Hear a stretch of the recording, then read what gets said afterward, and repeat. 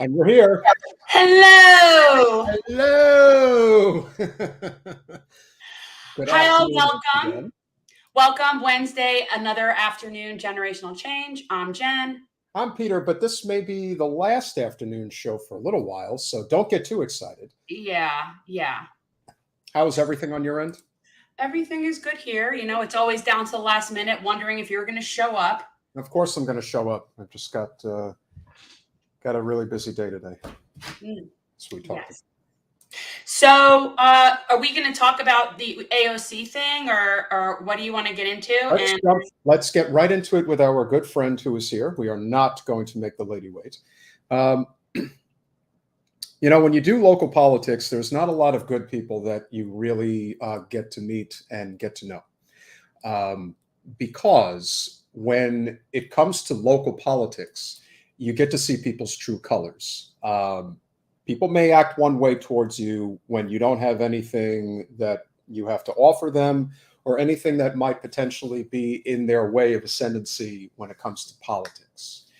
But one person who really stood out in a fantastic way is a lady by the name of Monalisa Weber, who does amazing activism here in Broward and has for some time, and has been working with an organization called Probation Station, and has been at the heart of one of the key, I wouldn't call it tasks, but one of the key initiatives that we've really made a premium here in South Florida, and that, of course, is community gardens. And many of other things to be discussed, but Mo does have her own YouTube channel now, Community Work, and we want to be able to promote that as well as discuss any and all things that may be going on in the world of local politics, and obviously what we can be doing to help with the local initiatives that are of most importance. So without further ado, Monalisa Weber, welcome back to Generational Change. Hey, y'all. Hey, Mo. How y'all doing? Good. How are you? I'm doing well, thank you. Sitting here drinking my water. My throat kind of feeling a little, I don't know. What's fancy? Tell us what's fancy about the water, because you never are just drinking something plain. Well, no, it's alkaline water, but it's infused with pineapple mint. So there. Yeah, I'm good. I don't have no cold or anything. I just think that, you know how sometimes you just eat something and your throat kind of toe up a little bit? You got a frog. You got a frog in your throat. Okay, that's how we'll define it. I am so happy to be here. Thank you for giving me the opportunity to kind of speak in a whole different lane and platform and stuff of that nature. So I appreciate both of you, all the work that you're doing and really trying to, you know, share information with the community, because we are clueless. We lack knowledge. We have no idea what the fuck is going on. So your platform is needed and we appreciate you. So thank you for having me. So let's get right into it. I mean, your biggest passion since I've known you is educating your people, and specifically mentoring youth and really helping raise up the community from the ground up. I mean, it's about education, but also it's more than that. It's a community thing. And that's why I love that you call it community work, because that's really what you do, is work in the community. And talk a little bit about why you think it's so desperately needed, like what you see on the ground in your community in terms of wasted power, people that either don't know what their power is, don't even know where to find. I mean, talk about why this is so important. So I do want to make it clear that community work just arose, right? I didn't understand the connection between community work and local politics or politics at all, right? So just to let the audience, you know, a little bit about myself, I'm a former probation officer. And as a former probation officer, I saw things that didn't make sense to me. You know how sometimes you know that things are happening, but you don't really understand them, but in your soul, well, at least in my soul, I have always been able to sense things that are kind of weird and shady. The shit don't make no sense. So I quit the department because I just couldn't really take the fact that there wasn't any solutions. I just saw a lot of setups, right? And I learned the system in a way where you know, you commit a particular crime, but the language used looks like you friggin' killed somebody. Like everything is so enhanced, right, to suppress and oppress a particular group of people. I didn't understand that. I went into the system saying, okay, Department of Corrections rehabilitation. So I'm like, oh, we're going to rehabilitate some people in real life. Like, oh shit, this is dope. That's not the case. So me being who I am, I've been this way because I'm real big on who you are, because you produce who you are, right? So if you're evil and mean, that's what you're going to produce. If you're a good-hearted person, it comes out in the details, it comes out in the things that you do. So in understanding that I wasn't really able to change the system. I was impactful in some ways. I was able to help people. I advocated in court. I gave some hell in court. You know, I stood up for people. Like, I'm real big on justice. I'm real big on justice. I'm real big on what's right. I'm real big on being fair. I don't like bullies, right? Like in New York growing up, you stomp bullies. You feel me? Like straight up, like you do what you need to do and nobody bothers you again. And that's what it is. That's how it was growing up in the early 80s. So I come out, right? So I left the department and I began to work with lawyers, and I created, while working with lawyers, I began to use my knowledge to help the community, right? Early termination of probation, reducing fees, like using it as a leverage and educating our people to understand, like, if you know what you're getting into, you're able to make wiser decisions for a different outcome. I do not advocate for, like, you know, like doing wrong or getting over the system or anything of that nature. Like, you took the plea, but take the plea with knowledge, right? Take the plea with knowing what you're getting into. So that's kind of like what I vouch and advocate for. So fast forward, in 2014, I created a radio station called Probation Station, right? It kind of took me everywhere locally. It just kind of went wildfire. It got me to like Sirius XM, NBC, like all this stuff. And it was just really me teaching our people proactive measures on how to maneuver through the system. Nothing major. It was just really a lot of lack of, there's just a lot of lack of knowledge. And then when I was in the system, I also worked in the courtroom with a felony judge. So now I get to see what was happening in the courtroom. And it's just clear that it's a factory, it's a setup.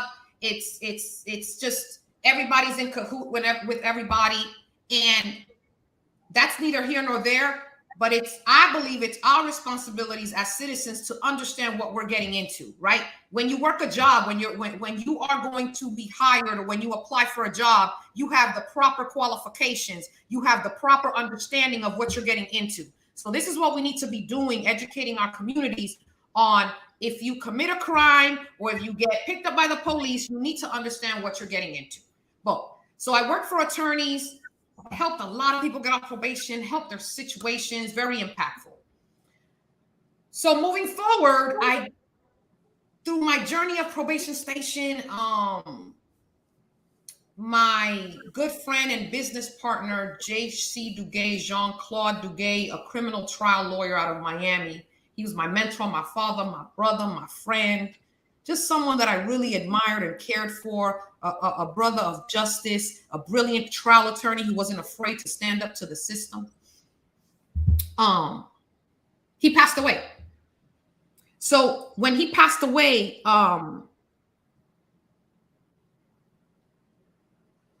everything changed. Everything changed. I just started to, what's the word I'm looking for? I just started to like help more people on the ground, right? Because at this time I was also mentoring the incarcerated youth. And I met a brother by the name of A1, and I needed to be busy because I had suicidal thoughts, right? Mm-hmm. This journey is not easy. This journey is it's challenging, it's devastating, it carries a lot of burdens. So I was having like suicidal thoughts. So I in my mind, I know better. So I'm like, okay, I'm having these type of thoughts. Let me call some friends.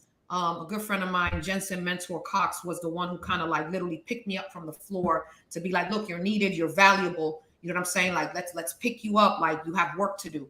So I chose to begin working with A1 in the community. and we began doing community work, right? So community work is everything, meaning what y'all are doing is community work, right? Eating healthy is community work. Sharing information is community work. Providing your gifts and talents is community work. So the reason why my channel now is called Community Work, and you can find it Community Work 954, is because it really taught me that you can contribute this much and make a change. So in the process of community work, so things like, I'll give you some examples that we do. Kids movie nights where we kept over 30 kids from the streets, right, on a Friday night, feed them, you know, popcorn, hot dogs, hamburgers. We were doing a lot of stuff like straight in the trenches, right, in deep in the community, and we would use like a extension cord and plug it inside the window. You know what I'm saying? Just to make things happen, right? There's no excuses. We also had, man, I think back, it's just so dope, like all the stuff that we've done. Kite day, the ice cream truck, right? Giving ice cream to the kids. Our famous, because now I'm known as the pancake lady. I didn't even know that. They were like, yeah, lady, you're the pancake lady. So we do pancake breakfast, right? In a form of, and Jen, you've been there, right? In the form of like Menchie's or Yogurtland, where we bring the healthy stuff, right? Set up really, really nice. We make heart-shaped red pancakes with hearts to show love, right? Healthy fruits, you know, berries, strawberries, blackberries, blueberries, kiwi, things that usually some of our communities are not exposed to other than bananas and oranges and apples. Like, bitch, there's a whole bunch more fruits and stuff than that. So it just became a thing. Like, now parents are sitting down eating with their children. Community is actually speaking to one another. And in these pancake breakfasts, we bring out the grill, we make the pancakes mix right there. Everything is in the forefront for everybody to see. And it just got a lot of support. You know, I'm a visionary. I'm a spiritual being. I sit still and listen to the Most High. And a lot of these things are not even my ideas. It's just, they just come through. Like, I'm the vessel that's used to implement these ideas. So, and it just became like a hit. Like, next thing you know, we have 100, 200 people coming through. We got 300 people. And I'm like, what? Like, this is insane, right?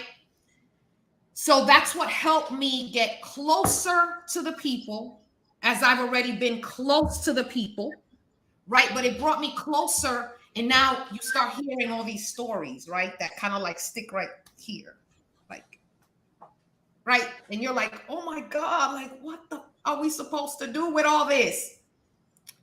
So I'm just innovative, creative, the way we got, and y'all can ask me questions because y'all know I talk forever, so y'all gotta kind of cut me off. All right, so I've got a question all that right, I think is very relevant to this topic. Mo, we live in a country that has a for-profit prison industrial complex. It is probably the biggest weight that bears down on communities of color, especially ones that are impoverished. We were on the front lines of what I like to call the worst type of systemic poverty that runs itself ragged, and it's a sad story that you see all the time. But when we attempted to build a community garden in Liberia, we saw the effects of what gentrification is in the worst form. When a community is starting to find its way in a very positive way, somebody comes in and says, "Oh no, we can't have that. No, we can't have that. We gotta, we gotta change that." Can you talk about the effects that has on communities that, when everyone has this perception, oh, they're just in poverty because that's just the way it is, and they deserve it? Could we talk about how this is really a systemic problem and how the world just completely bears down on them to prevent, inevitable growth and success?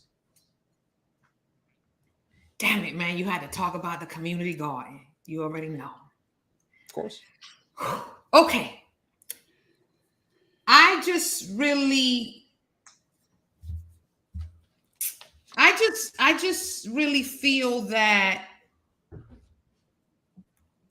and you know, Black people are the pawns. We're being used in everybody's game.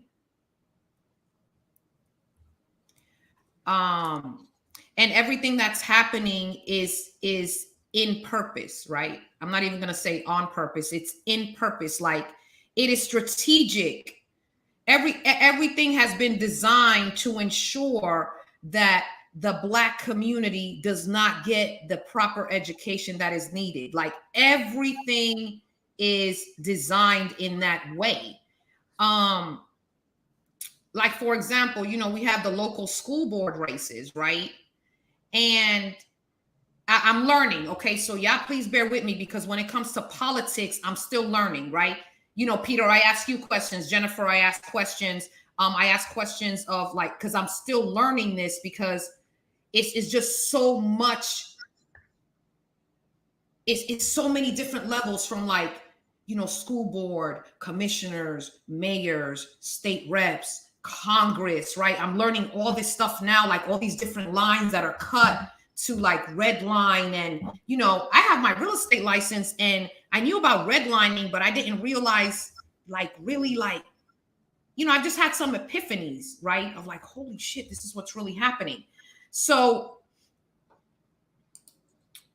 when we had the community garden, right, we started it slap in the middle of Liberia, a very impoverished community, no resources in the immediate area, just a bunch of corner stores, right, to make everybody else profitable. And it became like an instant hit. It was like the young folks were coming out, the families were coming out, the husbands and the wives and the kids were coming out, the elders were coming out, the young people were coming out. And now you saw this amazing connection between different generations in this space. Now, this space was, like, literally by the alley, by the corner store, you know, with folks that I guess others may call undesirable, right? You know, and you know, I'm gonna say this. I'm so sick and tired of these privileged ass people thinking that they better than everybody else and looking at us as undesirable, when we have so many gifts and talents to change the world locally and worldwide. And I'm sick of y'all. I'm really sick of this shit, because we were all made by, right? Like, we're all human. We're all flesh, blood, bones, right? I don't understand why other people think that other people are better than other people. I know money has a play in it. I get it. But the universe provides an abundance, and therefore there's enough for everyone. So it's really about perspective and how you look at things. But I'm really sick of y'all. Like, I'm sick of y'all that just think that you're better than others. And some of y'all haven't even been through shit. Y'all cry about the bullshit. Like, if you hear some of these stories, you wouldn't even understand, like, what's going on. So I just had to say that, because that's really been bothering me lately. Like, especially, I started my channel. Well, I restarted it, and I got one particular comment that really bothered me. And you could tell it was someone of privilege. You could tell it was someone, because just the language. And I think I know who it is, but, you know, I don't want to say any names. But it's definitely someone running for office locally on the school board. But I'll keep it that. Oh. Yeah, right. Ricky kind of gave that one away there, Mo. We Right. know who. Most people won't, but we know who you're talking Right. about. So I'm just sick and tired of, like, the power dynamics, right? But then the crazy part is that we're the ones that are being used for profit, right? So without us, there is no them. But I guess, Peter, to answer your question, it's unless you're in it or you live it and are being affected by it, that's the only way you really see it. Because most people are like, well, you know, we're beautifying our neighborhoods, or you know, we need this in certain schools. So people just don't understand the displacement that gentrification does. And if you are going to gentrify, right, why not call it beautify and keep the people in it and bring the resources that are needed for everyone to keep their homes? Because that doesn't allow people to make ungodly amounts of money, because that's all it's about. Right. And then I come to find out that realistically, this happens because the local politicians are indebted or have made deals with developers, right? So I'm like, holy shit, wait a minute, right? So understand that I am one that through the process of community work have learned all this because I only came out here to serve my people. I didn't come out here. Go ahead. No, finish it though.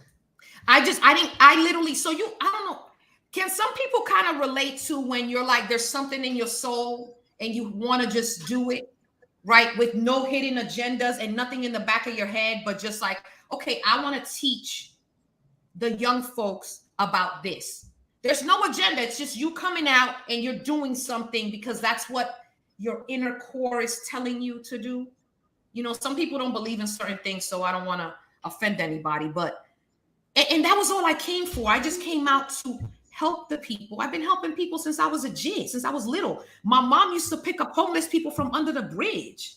You feel me? And we grew up on welfare, poor as hell. So I didn't understand, like, I just didn't understand a lot of things because my mom and us being in poverty, right? Many nights going to bed hungry with like, you know, all we could do is drink water to fill our belly. Like, but then she's still helping others. I just did not understand how people with all this money just can't do the same, right? I think you're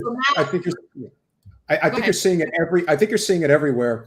The battle for control over education has become, everyone talks about, the GOP in Tallahassee is, trying to get rid of woke tech, math books and things like that. But the truth is, they do not want an educated populace. They do not want people thinking for themselves and asking questions. And this goes whether it is in Black communities in poverty or rural white communities in the central and northern part of the state. They do not want people asking questions because if they did, they would finally realize just how screwed they're getting and figuring out ways to solve that problem.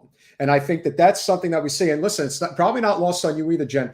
We in Hollywood, there is this major developer who is trying to build a luxury high-rise condo complex at the community center in Hollywood Beach. Now, why is that getting a lot of attention? Because that's where people with money live, and they don't want it. So when people with money and ways and means have money and they can say, I don't want this in my neighborhood, the politicians have to listen. They don't have a choice because they know that either someone's going to run against them and get support, or they're going to support themselves and run against them and get them out.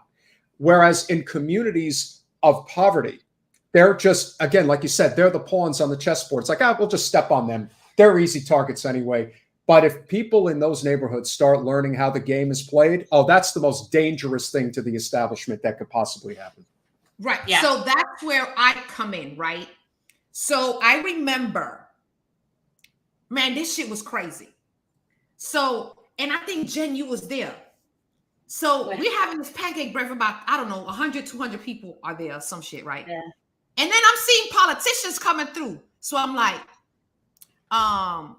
who is that? And why is this white person here? Right. This is like, and I'm just being like, I'm being very like blunt, raw. I'm like, I don't understand. So now I'm going to my community partner. What's going on? Why are they here? Right. So I don't know who explained it to me. Like when you have a whole bunch of people, you get noticed by politicians. And I'm like, what do you mean? I don't get it. People are numbers. People are votes. I'm like, what? But that's like the prison system. The prison system, people is numbers and people on probation is numbers. So I'm like clueless. Like I did not understand the correlation between bringing out so many people and then voting, right? So now politicians is hitting us up. I'm like, really? These politicians hitting us up? We from the streets, we from the hood. We don't know what the fuck. Because really, we just want to help the people, right? We not over here organizing really and collecting this data and telling people, who to vote for because we were kind of not understanding it. But boy, oh boy, let me tell you. But what did I tell you, Mo? Like when you have them come out, when they want you, when they need you, they'll donate to you. They'll give you things. Right. So that was why I feel like I've been sort of like slowly but surely like bringing you on board to how to best utilize that system for your gain, because they're using you. So if they're using you, all right, well, what can you get out of it? You know, what can you get from that? And if you guys can raise money off of them, that was my thought. Like, whatever, you know, let them have that. I mean, it's really understanding how to use the system to benefit what you're trying to do and to be able to get money in for bigger projects. Right. Okay. So so I understand that now, right? And for me, it's deeper than that. For me, is like just how I understand the probation system, and now I'm beginning to understand the local system. It is one of my responsibilities, because I'm not going to say it's my priority, but I will be using my voice as one of my responsibilities. My priorities is to educate the youth, particularly Black boys, because they're the target. They're trying to destroy the Black man, straight up. And that's what it is. So my priority in my brain is educating our young Black boys on how the system, the legislative process, the voting system, everything that affects them, showing them and teaching them how it works, planting that seed early enough so by the time they hit 16, they go and they register to vote, right? Being in the communities that I am in the county that I am in, now I'm not really too focused on like presidential or anything of that nature. I'm trying to hit these local, right? Because if we hit the local, we can flip District 2, we can flip so many District 1 on the school board. We can do a lot of flipping. And then I was blown away when I seen the numbers for local. Like, you can it's flip insulting. somebody. I'm talking about, it's like a couple thousand people. Yeah. That's it. Right. And a couple $1,000. Right. And what I'm realizing is that the media is distracting us to stay on the You totally have to talk. You have to talk about me all the time. It's all about me. It's the only thing that matters. If you talk about me, it's really, really great. And that's the thing. He's the red dot on the wall that the cat's trying to catch. And it's like, you don't realize. And while the presidency matters and you vote in it, there is nothing more important than who represents you at the local level, because that's where you can have the most influence. The GOP gets this. I try to explain to people all the time. The only reason George W. Bush ever became president is not because he had any value. He's one of the worst presidents in the history of our country, but because the GOP's philosophy is build from the ground up. That's why they win. They prioritize local politics, whereas on the Democratic side, they don't prioritize local politics, but there's reasons for that. Not the least of which is the fact that they rely a lot on the poverty vote to vote for them. But you notice how nothing ever seems to change? I've noticed that. Listen, let me tell you, I ain't even, listen, I'm not even trying to play the games, okay? Like, they don't got the right one when it comes to, like, once I understand what it is, I am slowly but surely educating the street leaders. I'm slowly, because we have people in our communities that they'll throw an event and 500 people show up. They're my targets. You see what I'm saying? Educating them to the point where they understand, like, I'm making phone calls like, bro, listen, we can flip this. We can take over Broward County, like on the street level, on the ground level, right? Because all this other stuff is played out, the fancy suits, the formal talking, these little, what do you call them? Forums where you got 3 minutes to talk. Listen, if you really about the people, you need more than fucking 3 minutes to talk, okay? Let's stop the nonsense. Like, you can't answer my question in 3 minutes, like, and then everything is rehearsed because because I'm gonna do this and we don't want to hear that no more. Those days are over, right? So community work 954 is about my journey of lack of knowledge, how I felt dumb and stupid at so many times because I didn't understand what was going on. So as I got epiphanies and I understood, I want to teach people the same thing. I want to give them the experiences and encourage them and inspire them to go out there and do the work. You can start as simple as feeding 1 or 2 young people on your block. Make an extra plate for somebody. You see what I'm saying? You may have prevented that young child from robbing somebody. right? It could be as simple as if you are an accountant or you do graphic design, donate 3 or 4 hours a month to someone who's trying to do the work.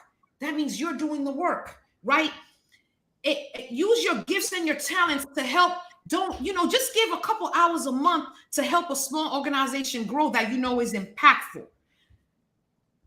If you're that selfish, then start eating healthier so you can get mental clarity and your heart can get cleaned out and you can become a better human being. You feel me? Like, we have to become better human beings. I have a big issue with not knowing who you are, right? And then using all your accolades to think that you're gonna fool me into being a good person because you have a PhD, a 1, 2, 3, a 5, 10, 6, and you this, and you got a master's in this, and you this over here. But I don't want to hear that shit. What have you done for your neighbor and for your community? Who are you in your heart? Because your oppressive tactics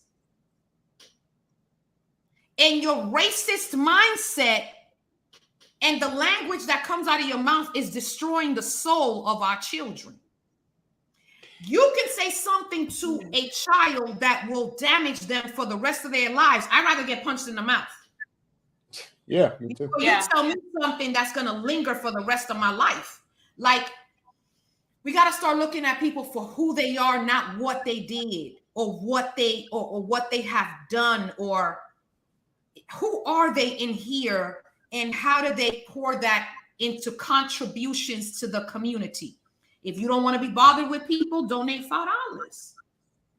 And let me say this, like, for people that are more in maybe my peer group, okay? Because the reality is that this kind of work is not necessarily needed in all communities.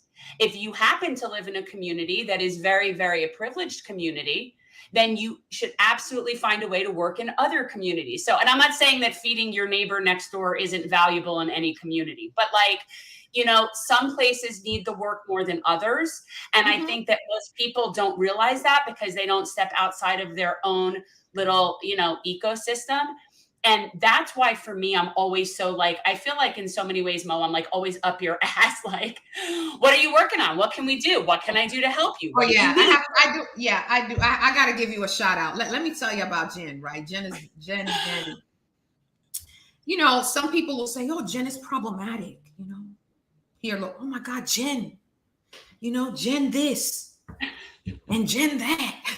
And I'm like, well, I understand what you may be saying from your perspective, but let me give you my perspective. My perspective is that Jen be putting in the work. Jen extends herself, and I'm talking like she's not here. Let me talk to you, Jen. Jennifer Perlman, Generational Change. Jen from Generational Change. She's right. She's like, yo, Mo, what do you need me to do? What time do you need me to come by? I haven't heard from you in a long time. Is there anything that you need? How can I help you? What can I provide? What can I do for you? Right? And I love it and I appreciate it. She shows up when I call. She donates monetarily. She if she has extra stuff, she gives it. The lady just trying to give it all away, okay? Like, the lady, she really cares about wanting to make an impact in the way that she can, right? And really help others. So I want to give you that shout out because since the day that I met you, and let's give a shout out and a moment of silence for Dexter Gunn.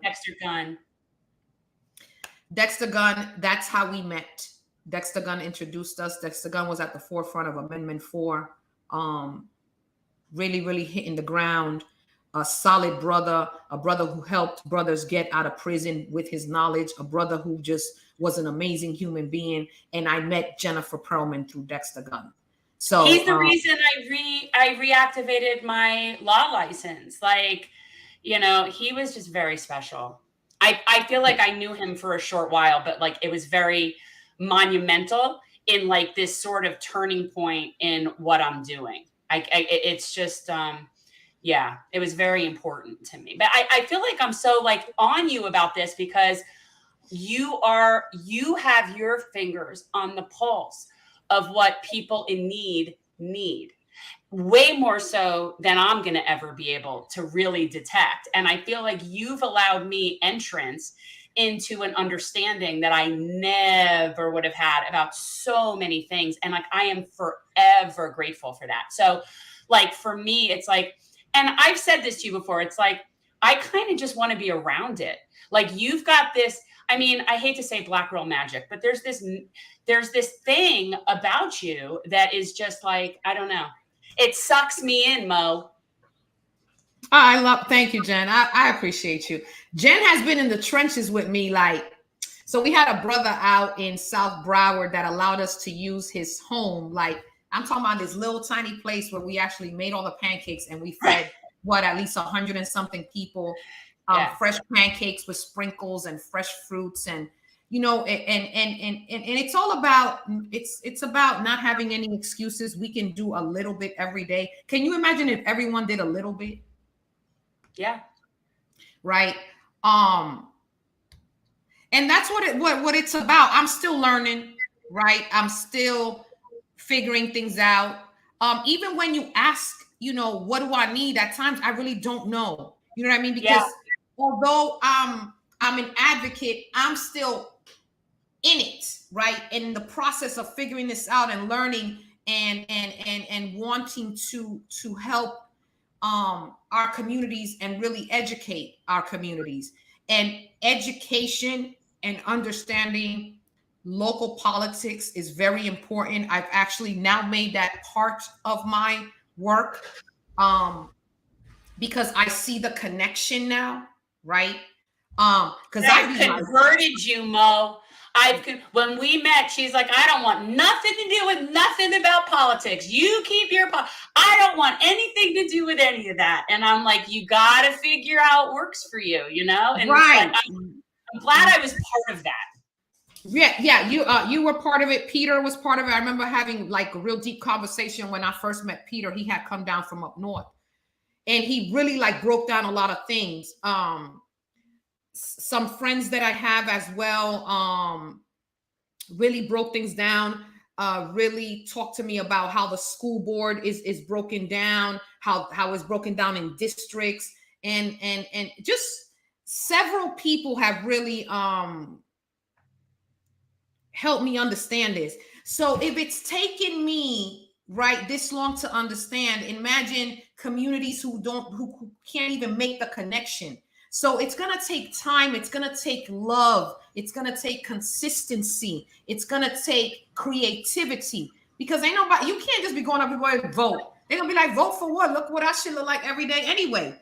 It's about serving. It's about building trust. It's about advocating and protecting the community from outside. And I call them intruders because y'all just want to come around every 4 years, extract and keep it moving. We're not doing that no more. We're not doing that no more.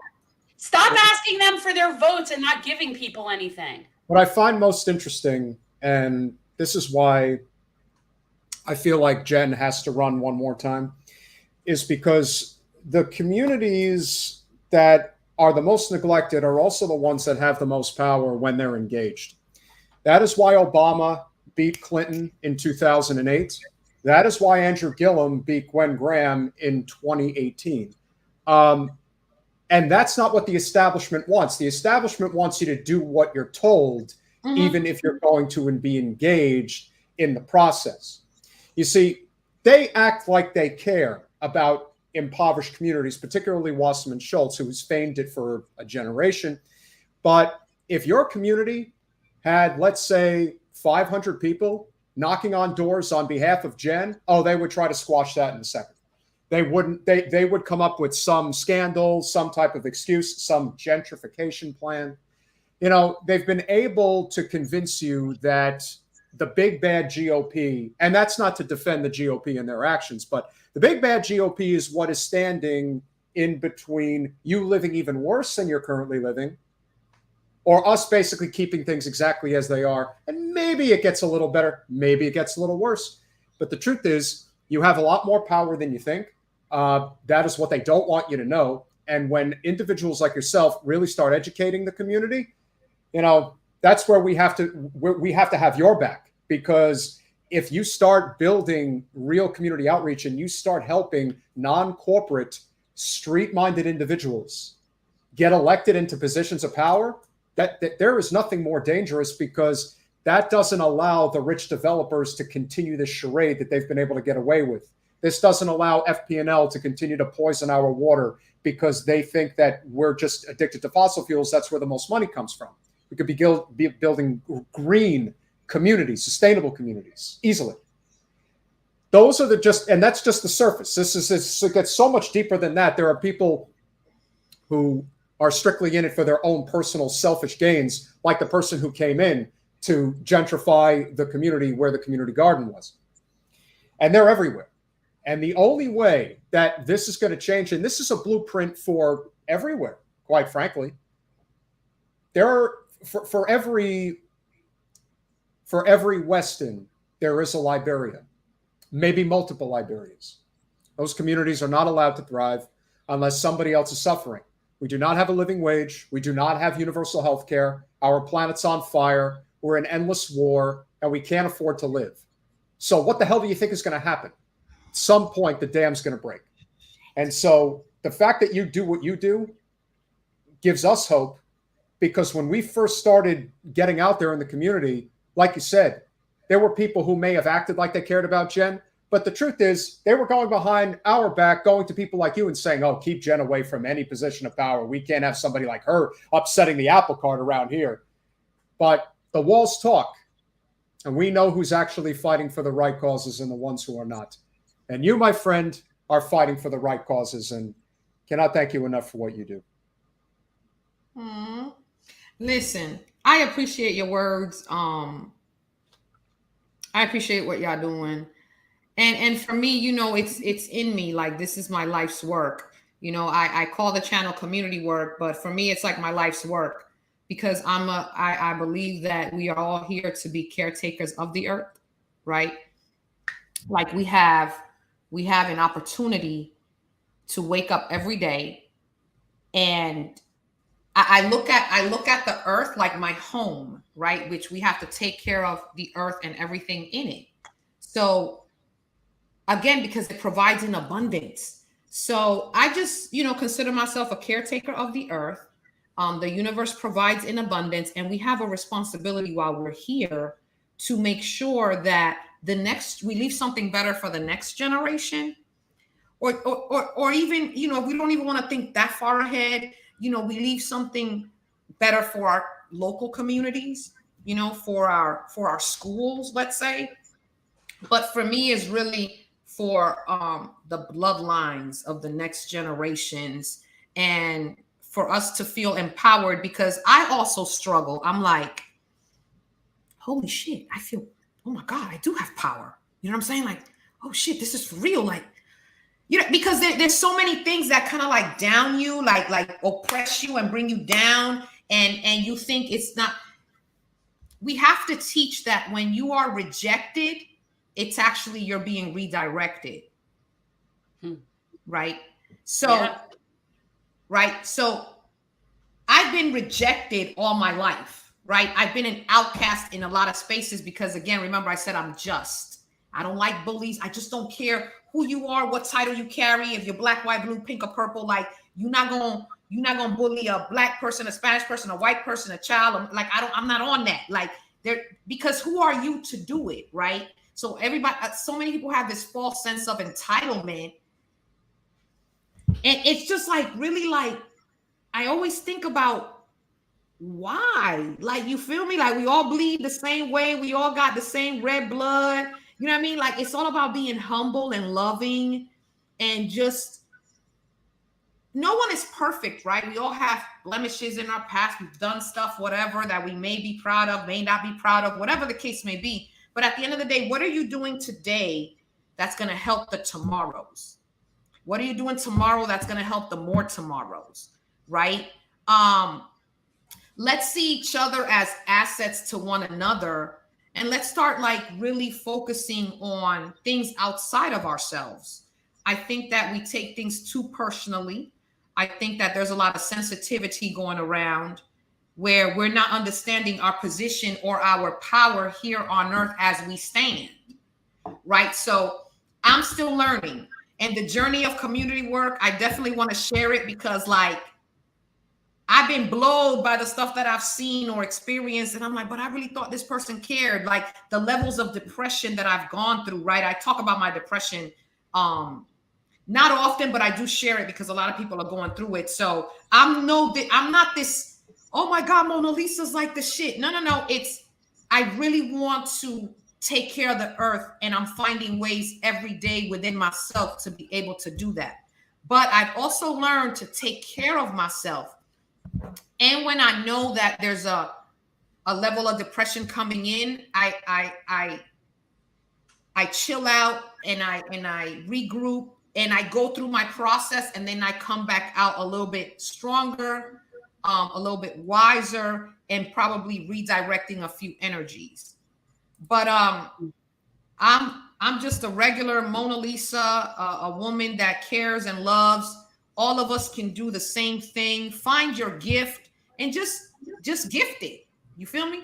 Find your talent. Yeah, there's nothing regular about you. Okay, let's be very clear. There is nothing regular about you. You are not typical. You are extraordinary. So, thank you. No, truthfully, and it's very. I always talk about that. The people that I can always work with are people that understand the nature of the collective and understand the importance of collective. And I can work with pretty much anybody who gets that, regardless of anything else, policies or politics. And that is something that you and I share. And I think that that's really important. And you recognize your place in the collective and what you can do for the collective. And I find that very inspired. Thank you. I appreciate that. Yep. One thing I wanted to say. Oh, okay. I'm sorry. Go ahead, Peter. No. Go, Mo. Okay. One thing I wanted to say that I found really, I don't know if I want to call it shocking, but like in the political realm, like these political cliques. Yeah. Right. That really bothered me. Like political cliques, people conspiring against others, and I'm like, well, what happened to like the fair run? Like, what about what the community wants? Right. You know what they call Washington, D.C., Mo? Have you ever heard this? You know what they call Washington, D.C. politics? What? Hollywood for ugly people. That's what they call it. That's what they call it. And as sad a reality as it is for many of these countries, we just need to do. They treat first of all, the fact that we treat politicians like celebrities in this country is one of the biggest disasters that we face. But the other thing that we face is the reality that so much of the politics that exists, I don't know how it is as much on the GOP side. I don't see it as much, but this is like high school. The behavior is very much ridiculous. Like, mean girls in high school. And it isn't about getting anything done. It's about getting credit. People are obsessed with credit because, frankly, a lot of people who are in politics are they're very meager. They're very insecure in many ways. Oh, Mo's very familiar with people needing to come and claim credit for shit. Yeah. Like there is no shortage of people that will swoop in. Believe me, I have had my hand and influence in some things that people will never know about at very high levels, and I don't care. Because that's not why I do this. That's not why Jen does this. That's not why you do this. We do this because we give a damn. And hopefully the evolution, the future of politics, especially here, becomes more of people who are in it because they care, not because they're trying to ascend the career ladder. You've got too many freaking problems every day to be worrying about. Who are we gossiping about now? Who are we preventing from ascending now? How am I getting ahead now? And how am I getting credit now? If you're not in this for selfless reasons, then you're in it for the wrong reasons. And those types of people need to get the fuck out of politics. I'm in agreement. Let me tell y'all, right? So I'm like, they call it like photo ops and shit like that. Yeah. So I'm like, I'm trying to get away from the pictures. I'm trying to get away from everything, but everything's coming towards us because of the work that we do.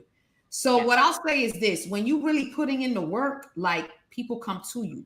And I'm saying I've been at the point sometimes where I'm about to have like an anxiety or a panic attack because I've let's say like I've spoken in public and I'll get like standing ovations and I go to freak out because I'm like, I just said what the fuck is like really going on? Why is it a standing ovation? Of course, not saying, of course, I'm honored and humbled all the time. I'm honored and humbled. I don't take anything for granted.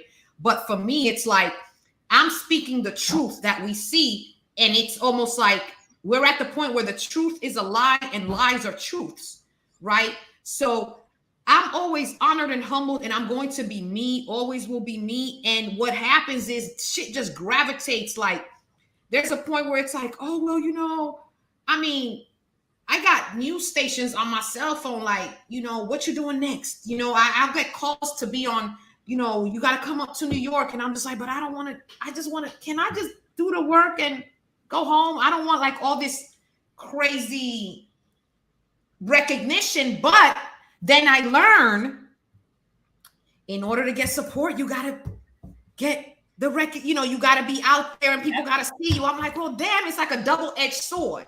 You know what I'm saying? So I truly have begun, and now I understand a lot of the connections, right? So from the groundwork to politics, local politics, and like, local races, commissioners and mayors and school board. I understand all of that now and how everything connects. So I started my YouTube channel again with now more knowledge, more ground experience, being able to speak and educate, and also like deliver a message of relatability. You see what I'm saying? So that's why now I feel more comfortable speaking on things because I understand. Now you'll have others that try to belittle me because of their privileges or how they feel things should go, right? Because there's always this thing like one group of people want to tell another group of people what to do and how to do it versus just understanding that we are all different. Stay in your lane. There you go. Stay in your lane. So Monalisa will always be Monalisa. I love who I've become and grown to be. I still have a lot of work to do. And I still have more learning to do, particularly in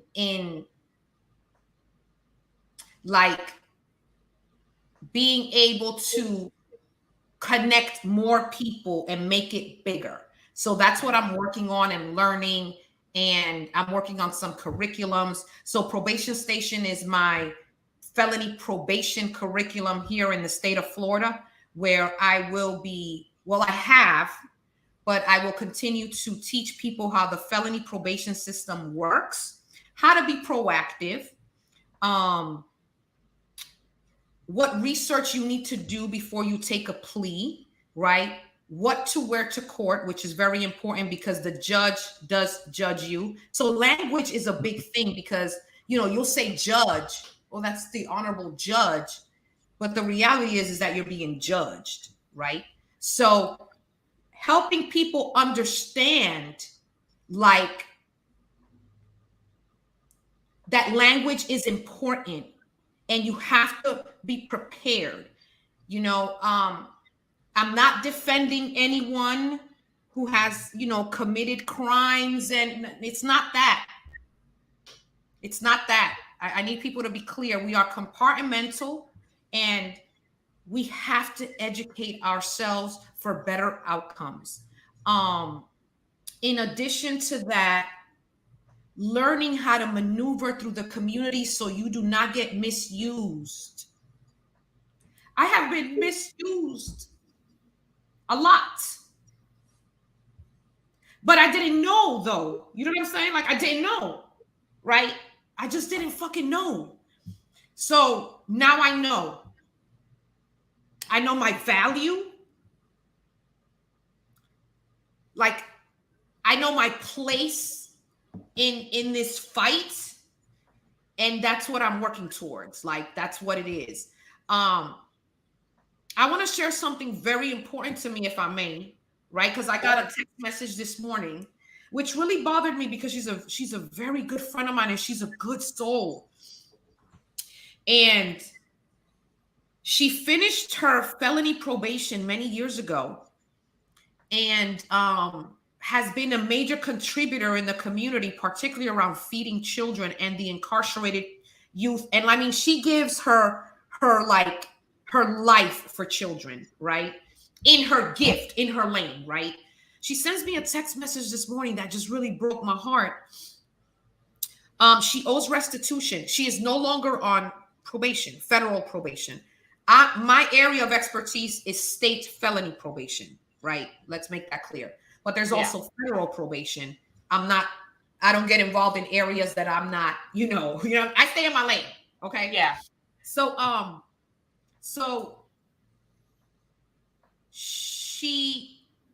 they took her tax return, mind you, a single mom struggling. They took her tax return. And then when she calls to inquire about it, they're telling her that this will affect her until she pays off the restitution, and need be, they will also take her Social Security.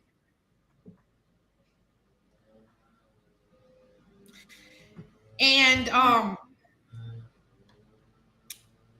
shit really like fucked my head. I'm like, wait a minute. Like, she's stressed out. She's in depression. And I'm like, I want to make sure that she's not having any crazy thoughts, right? That she's not, because it's like, what's the point of working then if they're going to take my Social Security? How am I? So she mentioned, like, how is she going to live? Right. So these are the things, and I can give you stories for days. People getting killed, hungry children, people with health issues. I do have to share. I haven't shared. Well, let me finish that thought. So it's about working on helping people one at a time. So I'm thinking about figuring out how to negotiate her restitution. I don't know, Jen, maybe we could talk about it because you're a lawyer. Yeah. And maybe trying to figure something out so it doesn't affect her as she gets older, right? Just always thinking of ways to bring about real solutions to remove burdens from our people, to make sure that their mental health is on point and they don't go ahead and do something, that we wouldn't want, right? Yeah. So that really, like, that's been on my chest like all morning. Like, how is this possible? Like, why does this system these systems really are so focused on like stomping on us, right? They're predatory. Yeah. Mm-hmm. Yeah. And being in the space that I'm in, I experience those stories. I hear those stories, right? While some privileged people are over here talking shit, and instead of trying to help us come up with solutions, they're also part of the problem. But yet, they're for Amendment 4, and it's for the hypocrisy for me. It's the freaking hypocrisy for me. So I'm just kind of still learning. You feel me? I'm not trying to offend nobody. I'm just saying, like, I don't know, like, just be real with your words. Like, just, I don't know, like, with your actions, your children interact. You know what I mean? Like, we're all gonna at some point interact with one another, Sometimes the truth hurts, and that's just the way it is for some. But you are the consummate truth teller, and somebody that we hope will come back on the show again at some point soon, because I want more people to know about. I'm working on doing my thing. I was gonna share. Let me tell y'all. So. No, but I haven't posted it yet. I was like, all right, well, you know what though? Wait, and you can come back and talk about it, only because we have another guest coming on. Okay, cool, perfect. All right, so we'll save that, but you'll tell me, right? Like you'll tell me. Yeah, I don't remember if I don't think I've told you. But anyway, y'all, listen, that was a little bit about me, the work that I do. Y'all can go on my channel, go subscribe. And I'm just working it organically, one day at a time, just like you guys have been doing. You guys have been really consistent, persistent, and you haven't stopped. So I'm proud of both of you. Thank you so much for what you're doing.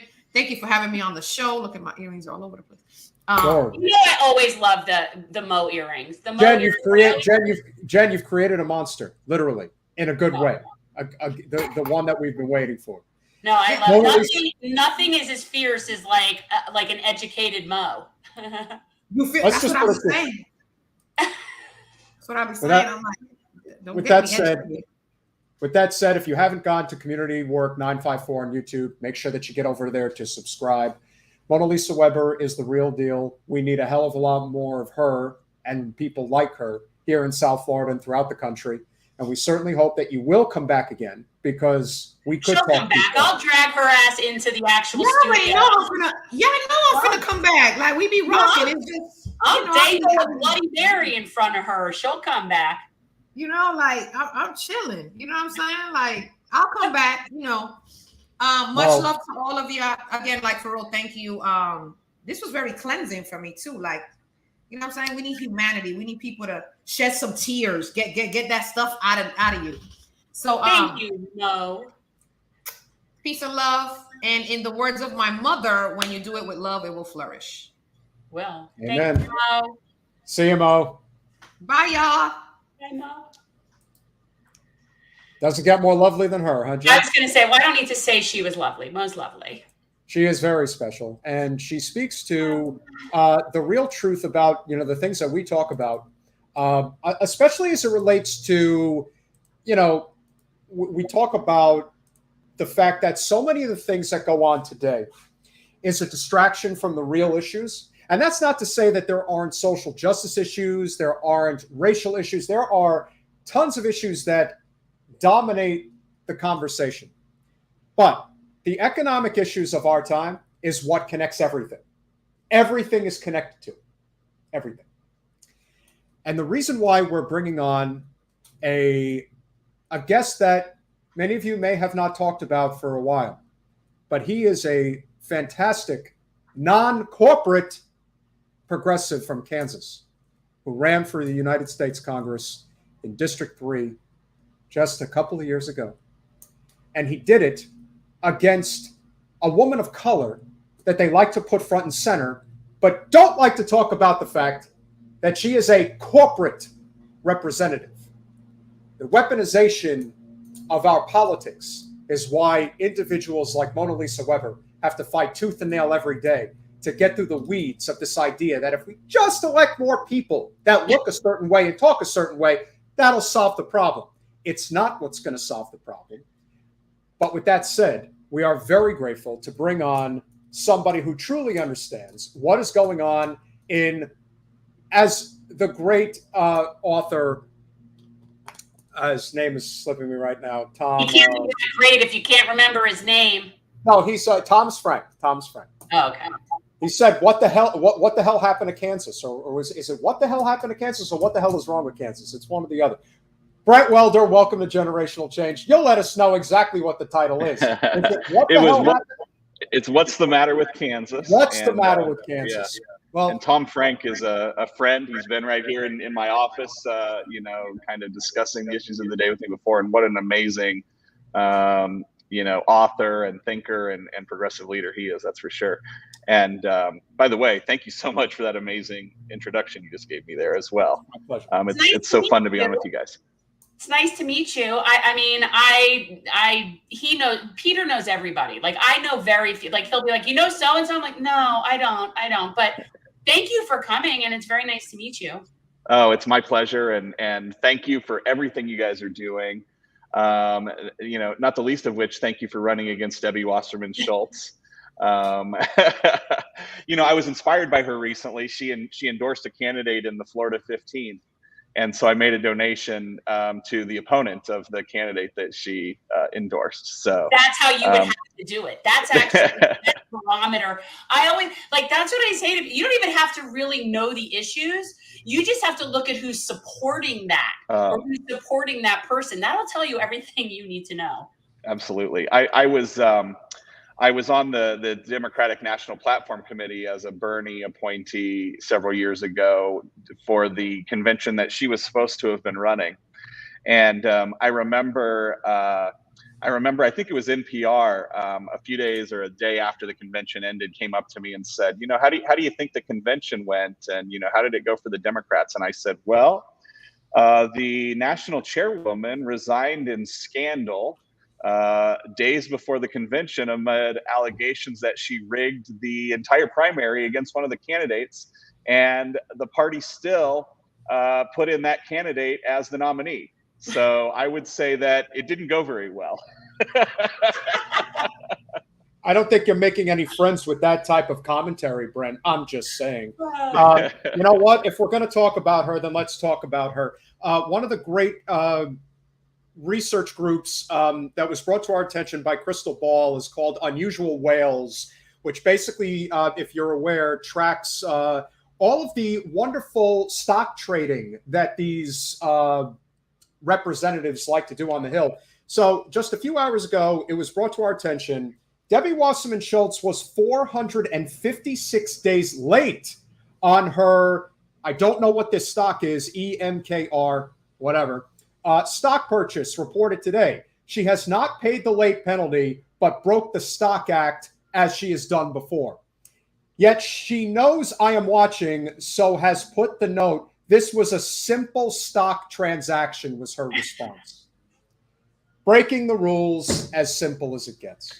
Well, and you know, the rules are so they're so ineffective, just like campaign finance rules, right? Like you see Congress people occasionally and politicians get arrested or get in trouble for breaking campaign finance rules, and it's like, really, you weren't even smart enough to figure out how to take the legal bribes that our system literally allows for you. We're in a system of legalized bribery, and it makes me think the same thing with this. You know, really, you couldn't figure out how to insider trade? Like literally the law is set up so that Congress people can insider trade and, you know, leave the rest of us in their dust while they get rich off, you know, their public office. You couldn't figure out a way to do it correctly. So then that makes her, you know, as far as I'm concerned, corrupt and stupid. Yeah. But is she really? Because, you know, they continue to get away with it. So who's really the stupid ones? Is it them who does it every day, or is it the rest of us that allow them to do it? Well, I wouldn't say the rest of us. I would argue that some of us have been hip to their crap for a long time, but I would suggest that there are a number of people, and especially we see it in Florida locally, that just sort of like suckle at the teat of what they perceive as leadership and greatness and don't even care that it's corrupt and filthy. And I've encountered people where even when you show them factual information of quid pro quo corruption, their response is, and I just had this the other day with someone here, their response is something along the lines of, well, that's just how the system is. Of course they have to do it that way. There's no other way to do it. This is what people have come to accept. And, you know, it's amazing. And Democrats, I do think in that regard, are much more willing to tolerate corruption when they claim to have some sort of sanctimonious high ground on all these other moral issues. I find them to be more hypocritical on the left. Well, you know, 2 years ago, I guess in 2020, Bernie again nominated me to a position on the DNC, which this time it was the Rules Committee. And I wrote a couple of amendments to the rules, and one of them that I proposed was that the DNC would follow suit of what a bunch of candidates are doing, which is saying the DNC won't take corporate PAC money, okay? When I ran for office, I was actually the first candidate that created the no corporate PAC money pledge, and obviously it caught on, you know, tremendously. Candidates throughout the party, we're even seeing a lot of establishment candidates that essentially were pressured so much that even they took the pledge, right? Well, not only, of course, this is not surprising, did the DNC, you know, vote against my proposal there, but they did it by actually rigging the vote in the actual Rules Committee itself. Sludge wrote a great article about it where people can Google it and go on there. So, you know, so the corruption is running so deep that not only are they completely willing to take all the corporate PAC money that, you know, they claim out of one side of their mouth they're railing against, and out of the other side of their mouth they're begging it to come in. But the way that they did it was by literally rigging the internal vote on the issue in and of itself. So, you know, what does that tell you? It tells you that they've been getting away with this nonsense for a long time. And that's a great transition into where our initial conversation about coming onto the podcast, you know, had initially begun, because there was this smear tactic that for some reason was thrown in your direction just a couple of months ago, which again, there is what people don't really understand. And there is this idea that, the fear is progressives will lose races for the Democrats, and that's the justification. No, the truth of the matter is we are non-corporate and everyone else is corporate. And it's no different than if you're on the police force and you're a straight shooter and you have a corrupt department. The department isn't going to think you're a good person because you're not corrupt. They're going to not like you because you're not on the take like they are. There is this resentment of, oh, you think you're a pure person? Why? Because you don't take corporate money? You think you're better than we are? Well, let me assure you that the Democratic establishment hates progressives more than they hate the GOP. And if you need any proof of that, just look at a state like Kansas, which used to be as reliably Democrat when the party was the party of labor. But once the Reagan Revolution came about, it's been that way ever since. And the trajectory has been that way ever since. But now we have to deal with this other ridiculous issue, which again is just a distraction, as we know. And so ultimately what ends up happening is you get these circumstances where we elect representatives who, simply because of the boxes they check and not the policies that they espouse, are getting elected into office. And that, of course, leads us to Sharice Davids. Now, the problem here is that this is the type of message that was going out. Why was it okay for AOC and Bernie to campaign for Sharice Davids' anti-choice opponent, but not for Dem leadership to support an incumbent in a socially conservative Democratic? I love how people who clearly probably live on the coastlines like to comment on the heartland, like they know exactly how people that live there think. You can try to make it make sense, but you won't. I'm so effing tired of the hypocrisy. Well, Brent, the floor is yours. Please tell us about the wonderful hypocrisy of the Democratic establishment regarding this issue. Well, and this wasn't just something that just came up recently. I mean, this particular tweet was one among a line of hundreds, if not thousands. I mean, it's easy to find it on Twitter, of this smear campaign that they're doing against me, against AOC, against Bernie. And they've decided that they're going to start claiming that I'm anti-choice when I've been pro-choice my entire life. I ran as a strong pro-choice candidate. You'll never find anything I've ever said otherwise. And frankly, ran more strongly progressive and pro-choice than any other candidate, in any of the race that I ran against, or in any other race that I've been involved in as a volunteer or anything like that. But the truth doesn't necessarily matter when they have an agenda, and they think this is a great way to smear progressive candidates, to smear Bernie, to smear AOC. The Democratic establishment did not. They were really afraid when they saw my campaign catching on in Kansas, right? It was a congressional district in Kansas. AOC and Bernie were out here. We were talking about, taking a message to Washington and to the people that, is something that plays well in New York City and in Kansas, right? And where we have common goals, common beliefs, where we're fighting for common people with everyday problems. And that was very, very scary to the establishment, because it's very easy for them to say, oh, yes, there are some progressives, but you can only find them, on the coast or in these few districts, these few big cities and stuff like that. They didn't know what they were going to do if it came to Kansas. And ultimately what they did was, we had polling showing that I was ahead by, I think it was 15 points, going into the last few weeks of the primary.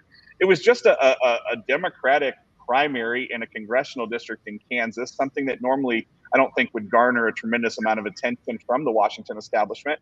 But what do you know? All of a sudden, the last 2 weeks of the election, $1 million of dark money goes in against me in the election, in favor of a corporate candidate who used to be a corporate lawyer while I was fighting for workers against the corporations. And all of a sudden, we ended up losing by a couple of points. But that wasn't enough, right? They have to try to take me down even further. They have to try to end me. They have to try to end any progressive that, would dare try to run on progressive values. And so there's this targeted, I guess, sophisticated, to the extent that I don't know if it's bots or who's actually doing it, but it's a repeated smear campaign on Twitter of all kinds of different things. But this is one of the ones that just keeps getting repeated over and over again, and it's completely false. Couldn't have said it better. One thing that I also remembered very well is that on the night of your election, you were leading consistently up until the point that the vote total was around 95%. And you were leading by, I think, like 6 points, if I remember correctly. And then lo and behold, a whole bunch of votes just managed to fall in the lap of your opponent, and she won by a couple of points. You see, when that type of thing happens, when you get somebody like it's totally rigged and everything is rigged, well, there's a reason why it lands when Trump says it, because they really think people are asleep. They really think that he's just this guy who's out there claiming that it's rigged, when in reality, he's just watching the way things unfold and he's using it to his advantage. He's a complete self-serving jackass, but that's neither here nor there. He's never going to succeed if he's not using something to his advantage, and would love for you to speak on that, because to me, there was something really wrong with the way that that election unfolded that night. Yeah, there were some serious questions about that, and I know there's an attorney and an investigative journalist, I believe her name is Jennifer Cohen, who actually came out here and investigated and found that some of the voting machines being used in our district are only used in a few, scattered, precise, key districts around the country that have had similar types of problems. But the big thing is this: it's not just the smears of progressive candidates, but let's take a look at what the establishment is actually doing. They're doing the very things that they're trying to smear us for, right? They make up a lie saying that I'm anti-choice and that candidates came and campaigned for me, yet the actual leadership of the Democratic Party all went down to Texas to campaign for Henry Cuellar, who was actually a pro-life candidate, right? And just anti-choice. Sorry. Yeah, fair enough. Yeah, exactly. And they haven't had to answer for that. They have no, why is that? Why is it a terrible thing when a progressive gets wrongfully accused of doing something that the establishment openly does, each and every campaign cycle? For somebody who lives in the heartland, I would like for you to be very frank about the fact that there is a huge push with the Democratic corporate establishment to push an anti-white sentiment. And I'm wondering what type of an effect that has had on very white Kansas, which is extremely red, but doesn't necessarily need to be. This idea that electing a white man on its surface is a bad thing, to me, speaks volumes about the manipulation that exists within the corporate establishment, that it is all about maintaining this system that screws the overwhelming majority of us, rather than getting to the point where our focus is on the issues. If we were to get there, that's when significant change would happen. They will use any weapon at their disposal, and this is why I hate the culture war, because it's always used as a weapon to divide and conquer, as far as I can see. The way I feel about this, and I think a lot of people feel this way, is, I think that diversity in politics and elected office is incredibly, incredibly important, right? I have a law firm here in Kansas City. We do trial law, and my wife is my law partner. She's a brilliant, amazing attorney.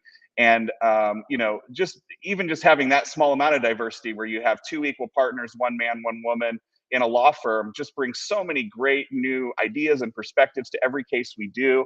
And the same thing happens in government. The more diverse we have it, the better. And my entire life, to the extent on a ballot, when I'm lucky enough to have several good candidates running for various office, I always default to trying to add diversity, whether it's electing women, voting for people of color, whatever it may be. But the important part of that is that they have to at least be candidates that will stand for the right things and will stand up for regular people, and that will actually represent the diversity that we hope that they will, right? I mean, what we know is that women do the exact same work as men, and a lot of times better, and get paid less for it. We know that people of color do the same work and usually work harder than white people in the same job, and they get paid less for it. And we need champions to go into government at every level and fight like hell to make sure that those disparities go away. And yes, we need a diverse government for that. We do. But most importantly, we need to make sure that every single person we elect is someone that's actually going to go in and fight for those things. Yeah, I agree. I can't stand it when people play the identity card. We see it all the time. We see it with our vice president. You know, it's if you're going to play the identity card, that's great if you're actually serving that group that you're identifying with. Like, if you are representative of a vulnerable community, but you're serving against that community's best interest, the fact that you're a member of that community doesn't do anything for us. So I just, it only matters what your actions are on behalf of that community. You just happen to be a certain color doesn't help us in any way if your perspective is still corporate. And you know, and one thing I want to do while I'm on with you guys is really encourage everyone to consider running for office. And well, yeah. Well, you know, I had never run for office before. I don't know if you had before. I had never run for office before I ran for Congress. I decided to run at the congressional level because I actually had a long history of, I had managed US congressional races and worked on some presidential campaigns and things like that. So I thought that that was the right level for me to try to jump in where I had a good chance of winning. But you know, Bernie Sanders was saying before I ran, he was saying to people on the stump everywhere he went that the number one thing people could do would be run for office themselves. And that's a large part of the reason that I decided to run, and a large part of the thing that inspired me. And I hope that people will do the same. And here's the thing. I know it sounds super scary and super hard, and there is a lot that is scary and hard about it. But what I really encourage people to do is find a level of government that you're at least comfortable with, or that at least you have a decent chance of winning at, right? Because we need people to start winning at the most local levels, and then that's the way that they can, you know, build a constituency, build a name for themselves, show themselves out there fighting for people while in office, and then work their way up. I mean, there's school board races, there's city council races, there's countywide and city, you know, city type of elections in every single community in the country. I even, you know, looked at our sample ballot here in Kansas for the election coming up here, and I saw that nobody was running for some like super local office that we have. And you know, so you might even be surprised. You might run for office and find out nobody's running against you, right? And if you don't win the first time, run a second time or a third time. But I think the more that we have people that are willing to stand up for regular people, for people that are just getting destroyed and their lives decimated every single day by the greed, but whether it's corporate and business greed, whether it's the greed of the establishment in politics and in government, things are getting worse every single day and not better. That's really terrible, and it's really scary, and it's happening rapidly. You know, I don't know if that makes me sound old. I don't think I'm that old. I just turned 41. You know, and I remember, I know. And I remember, you know, when I was young, older people, oh, you know, things just aren't the same as they used to be. But I mean, to me, it seems like things aren't the same as they were 5 years ago or 10 years ago. And things are just rapidly devolving. Unfortunately, and I'm sure it's happening around the country. I know in the Midwest and around where I live, every single day, I feel like things are getting worse and worse and worse. And I feel like the establishment politicians, whether it's the Republicans and the conservatives that are passing it, whether it's, you know, establishment Democrats that aren't fighting it effectively, or that even like secretly or not so secretly aren't even against it, things just need to change. There's a candidate in the next state over here. You know, I'm in the Kansas City area, so I'm on the Kansas side. But on the Missouri side, there's a candidate for U.S. Senate in the Democratic primary that is a member of the Bush family, like Anheuser-Busch. Yeah. She's a heiress to you know, billions. I think she's worth tens or hundreds of millions of dollars. And the other day she was campaigning, and somebody asked a question about Citizens United. And she literally said, and I retweeted this, that you can see the video, but she literally was saying, oh yeah, can you remind me what that Citizens United thing is all about again? I mean, that's the establishment Democratic candidate in a key state in the Senate race for this election coming up. She's been endorsed by dozens and dozens of establishment politicians and establishment, you know, organizations here in the state and in the Midwest, and she literally doesn't even know what Citizens United is. Wait What are we going to do? Wait until Pritzker runs for president, because the same thing's going to happen because he's got all the money, and he gives a good speech. I mean, I heard him do it in New Hampshire not too long ago. The party, as of today, is completely captured by corporate special interests. And for them, keeping the money train going is all that matters. The people be damned. You know, this is where we are. And it's so stupid. I mean, it's not only, you know, immoral, but it's completely ineffective, right? Let's not even talk about from a legislative perspective how ineffective it is, even from an electoral perspective. I mean, basically what you have is giant corporations, billionaires saying, okay, you know, for every $2 that we give to a Republican candidate, we're going to give $1 to an establishment Democratic candidate. Well, what does that create? It creates a situation where the Democrats are literally just always working from behind and always, you know, losing and always at a disadvantage for the rest of time. So even if you're just going to purely look at this from a, you know, a shrewd electoral standpoint, what is that doing for the Democratic Party and for progressive values? And here we are today on the precipice of what is going to be a deeper, you know, divulgence into, you know, you want to say pseudo-fascism of some sort. We are in a very bad way and in a very bad time. Right now, my money is on DeSantis being our next president, and that's not something I say gleefully. That's just reality. I do believe Joe needs to be primaried in 24. I think it's going to happen. I think history has shown that this is something that is just kind of inevitable after a certain amount of time. George H.W. Bush was primaried by Pat Buchanan in 1992. Of course, Jimmy Carter was primaried by Ted Kennedy in 1980. There just comes a point where, you know, the system is so beyond repair that it needs to be broken. And in the face of all the negative things that we see happening today, just something as simple as the fact that people still want to poke the bear regarding, you know, your campaign and suggesting that you were anti-choice and all that. And it's like, you really don't see the bigger picture, or as has been suggested, there is a coordinated effort to keep progressives not, and again, it's not even about being progressive. It's about being non-corporate. It's about being outside the purview of this corrupted system and knowing that there are really tens of millions of people in this country. I'm from New Jersey. I live in Florida. You're from the heartland, and we think very much the same. There are probably certain things on the periphery that we do see differently, but overall, we really do agree. And I have no doubt that there's a lot of libertarian conservatives that feel the exact same way. There is this distraction that has been used for a long time, and it's worked. But I question how much longer it's going to work. If we're able to put our differences aside and really focus on the task at hand, which is electing non-corporate representatives at the city council level, the county commission level, the school board level, especially. That is how this change is going to happen. And I do think that things always seemingly have to get worse before they get better. Unfortunately, Jen's power did go out. So I am going to have to, I will be the one who will wind this down.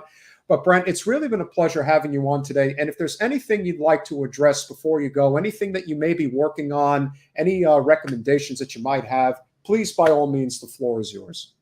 Great. Well, you know, like I said, I just want to continue to encourage everyone to have the courage to speak truth to power, speak truth to the establishment wherever you can, because it does make a huge difference. And when you do it, it inspires other people around you to do that as well.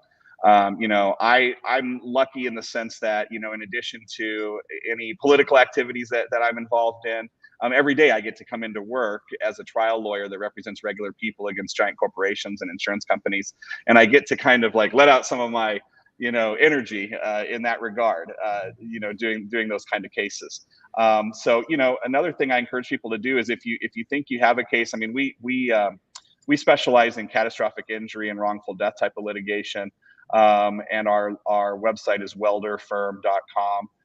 But I have people from all over the country, progressives, other people that kind of know about the work that we do, that reach out to us anytime they need help with anything, you know, that is an injustice going on around them, especially a situation where a giant corporation is taking advantage of a regular person. And so, you know, I want to offer my help and advice to anybody that wants to do that. I want to encourage people to continue to speak truth to power and speak truth to the establishment. Have the courage to stand up and do it. And also, give it a try to run for some kind of little local office, because you'll be surprised at how well you might do and what a difference you'll be able to make over time. Could not have said it better. Brent, if you could just one more time, how do you write the URL? Welder? Welder Firm. So like law firm, but it's Welder, like the job, and then firm, firm.com is our law firm. But yeah, anybody that needs anything, please reach out to me. Did you ever consider being a welder? Did you ever consider being a welder? You wouldn't want me constructing any kind of bridges or anything that you'd want to drive on. So I think it's probably safer that I hold the guys accountable that are building the bridges to make sure. I met a welder. I'm in the process of renovating, and I had a welder. He's like a 3rd generation welder, have to come doing some like stairway work for me, and it's incredibly cool. So I'm just saying it's a very useful skill.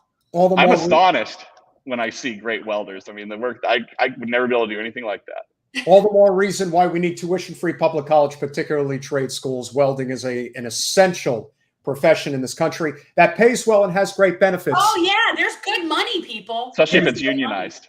Oh yeah, 100%. Couldn't have said it better. Brent Welder, thank you so much. Appreciate what you do, and we will definitely be in touch down the road. Thank you so much, brother. Yeah, thank you guys so much for everything you're doing. Talk to you later. Bye-bye. So sorry about that. There's work being done downstairs, and all of a sudden, all the power went out. And then some guy comes and knocks on the door, and he says, and I'm like, yeah, our power just went out. He's like, yeah, I did that. He's like, I didn't realize anybody was here. I'm like, well, you didn't check. So I need that back on, please. So then it came back on. So we're going to close, obviously. Next Monday, very important, so you all know. Next Monday, we are going to have on both Mauad Herezi, who is running for Congress in Connecticut's 1st Congressional District on the Democratic Party line, as well as Matthew Ho, who is running on the Green Ticket Party line for the U.S. Senate in North Carolina. They are both embroiled, can't even say engaged, it's embroiled, because that's really what it is, in lawsuits against the Democratic Party. Why? Because the Democratic Party doesn't believe in democracy any more than the GOP does. So we will find out exactly what is going on with their lawsuits on Monday. But today, we are going to close with what I think is a very important story to talk about for this reason, and I'll explain. So for those of you who obviously have been paying attention, there was a protest outside of the Supreme Court's offices yesterday in what looked more like, a for show type situation. Political theater. And so I can tell you that,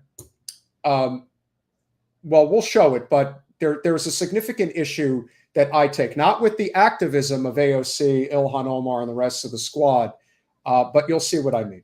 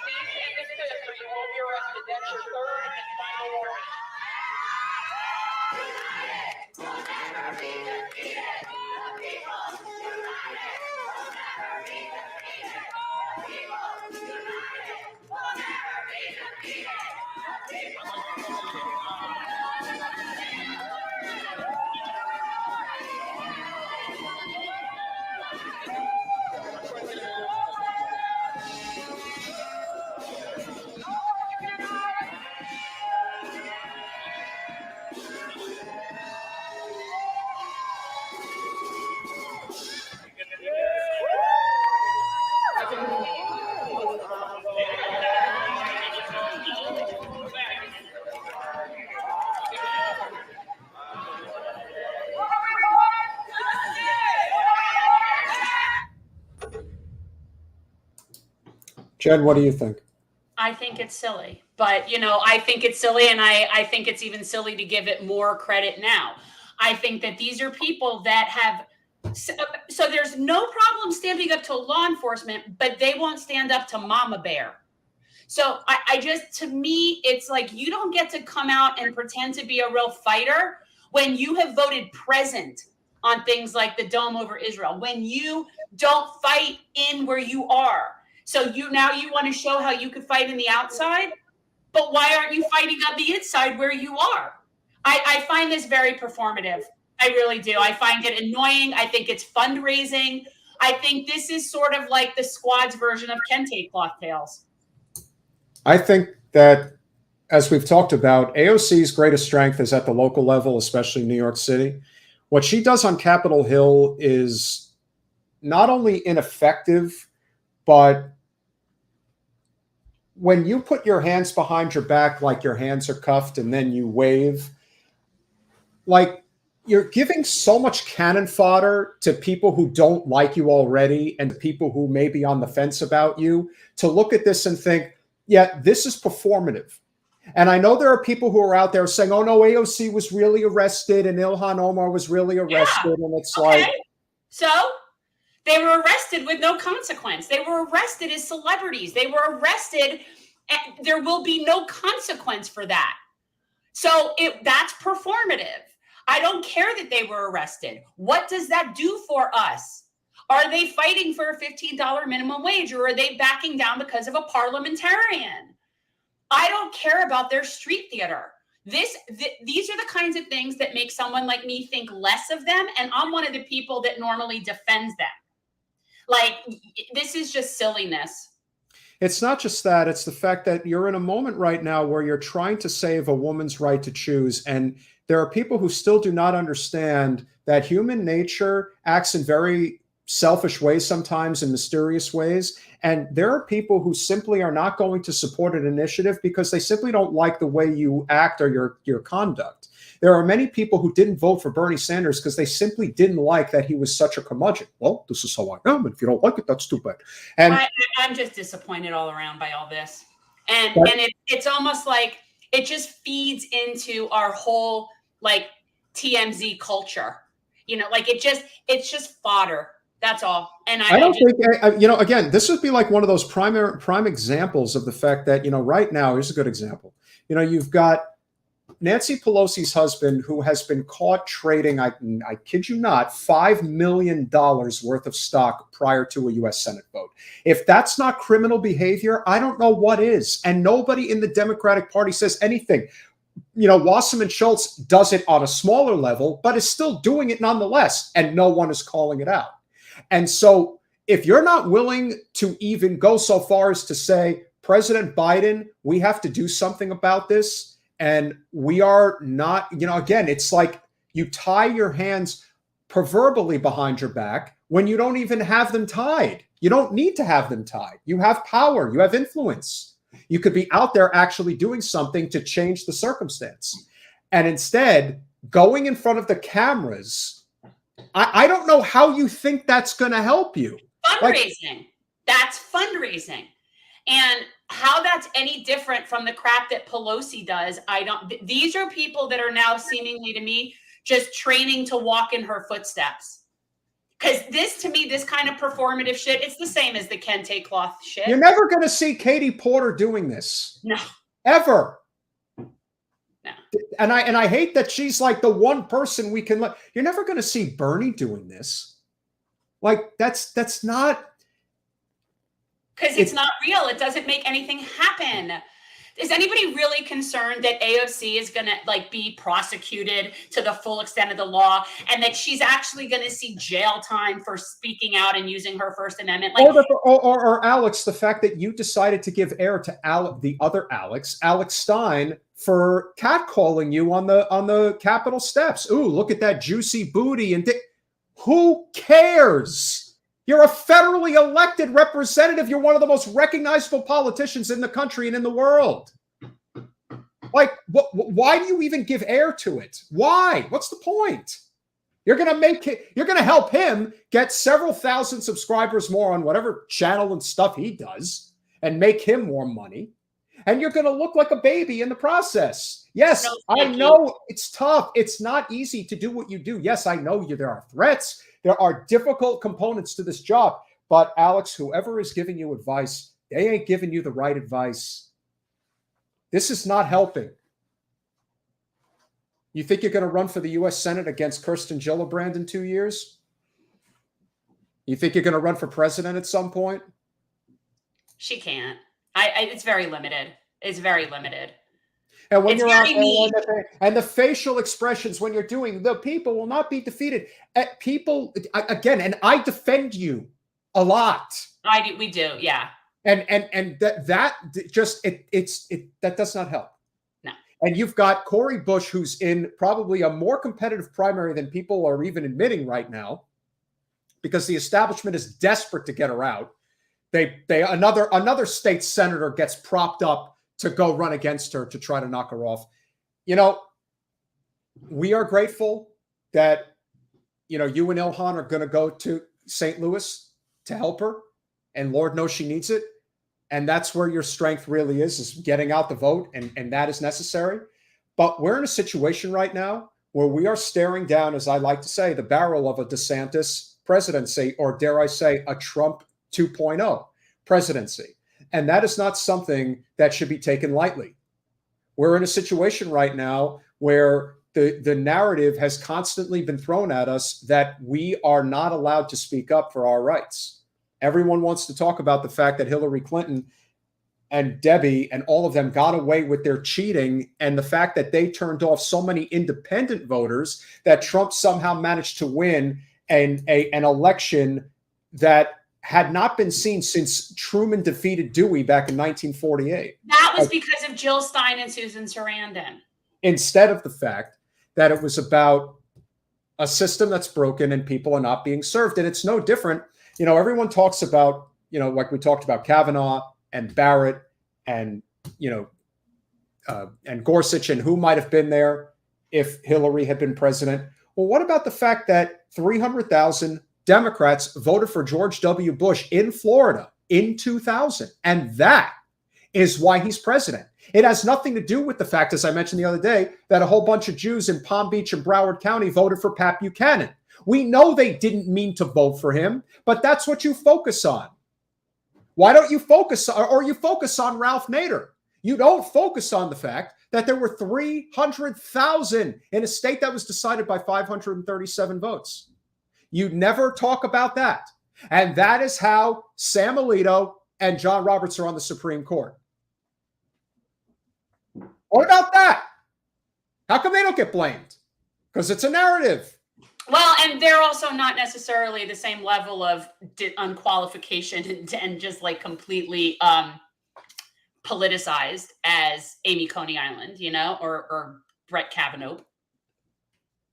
The reason they come at us so hard is because they know that their power is dwindling and they don't have the ability to control people like they used to.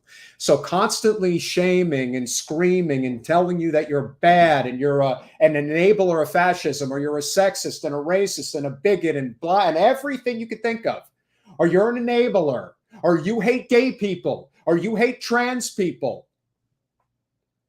All the while, they're not doing anything to help you. That's why our guest, Monalisa Weber, is so important, because she knows better than anybody how much the people who really need the help never get it. I'll tell you what she also knows, just from spending enough time with her. She knows the people that are real and the people that are bullshit.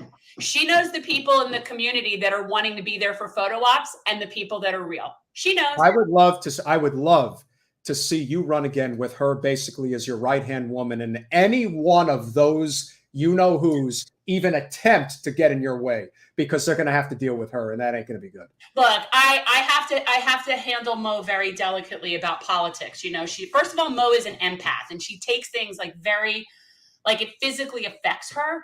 And so even though she's extremely badass, in some ways I do look at her as like very, very pure. Like when we first started hanging out, she didn't realize the level of filth and corruption. Like it was very, that's because most people don't. And she's just very pure-hearted.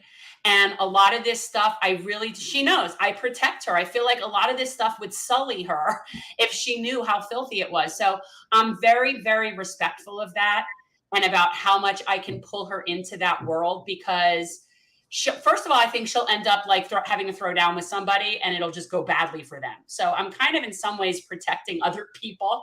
No, but you know what? If that has to happen to one of the people that basically was a saboteur. If that happens, then that basically, in some cases, it just kind of has to happen because some of them just need to be put in their place. And in many cases, they don't get put in their place and they get in the way. That I think they're scared of her.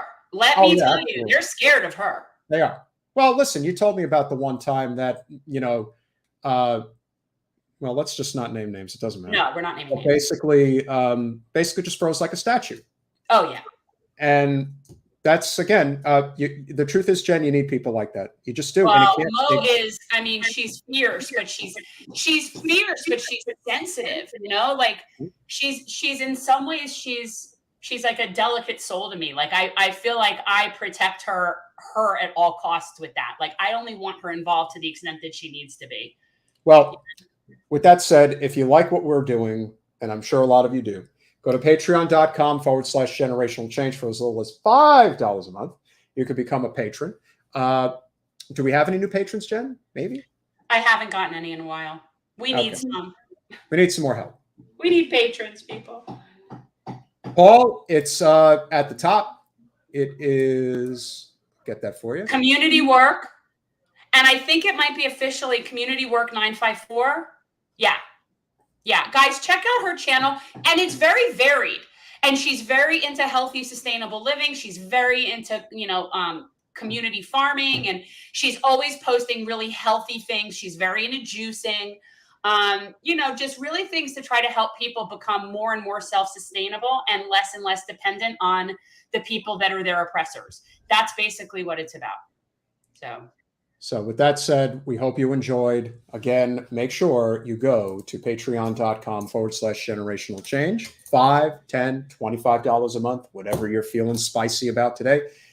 One of these wonderful shirts, obviously our content initiatives that we work on here locally, initiatives that we will very likely work on with Mo. And also, I also need to give shout out because the League of Women Voters is doing their school supply drive from August 1st to the 31st for the month of August. And I will be putting together a flyer for them and we'll put that out. So we'll be collecting school supplies for the League for the month of August. Sounds great. Again, we're doing what we can. And like Brent said, if you have any thoughts about running for local office, it can be very daunting, but it's very, very worth it.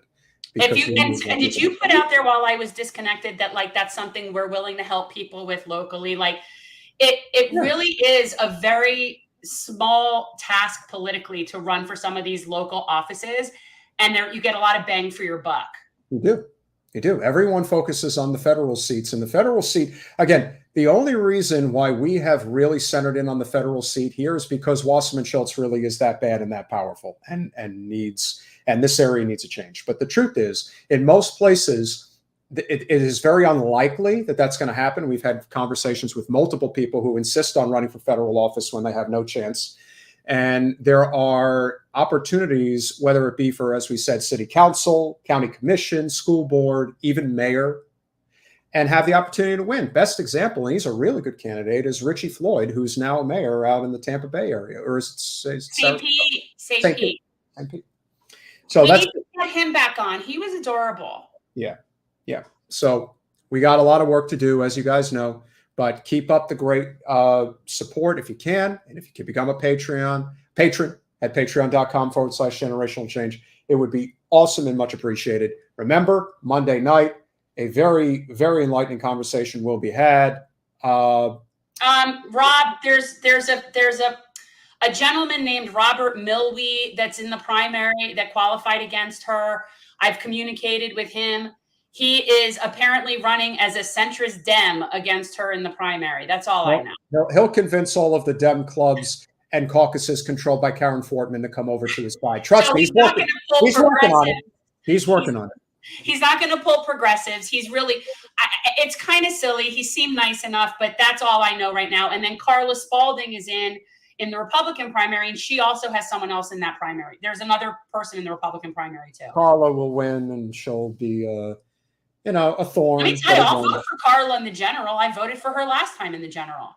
Wow. I'd much prefer Carla Spalding to Debbie Wasserman Schultz any day of the week. Well, you get Debbie out for one term because that's all Carla would last, and then you flip it back and have a new maybe, and maybe representative. you don't. But what I do know about Carla is she's not some entrenched corporate. Dan, do me a favor and stop putting your foot in your mouth with what you say sometimes. It doesn't. Let's not talk about electing a GOPer because that's not helping us. It's only going to make us look petty. We need to be smarter about what we say. No, it's not petty. It's about voting against corporate influence in our politics. And I've Carla, said it a million times. It has nothing Carla, to do with and listen, and Carla's a nice lady, but she's corporate too.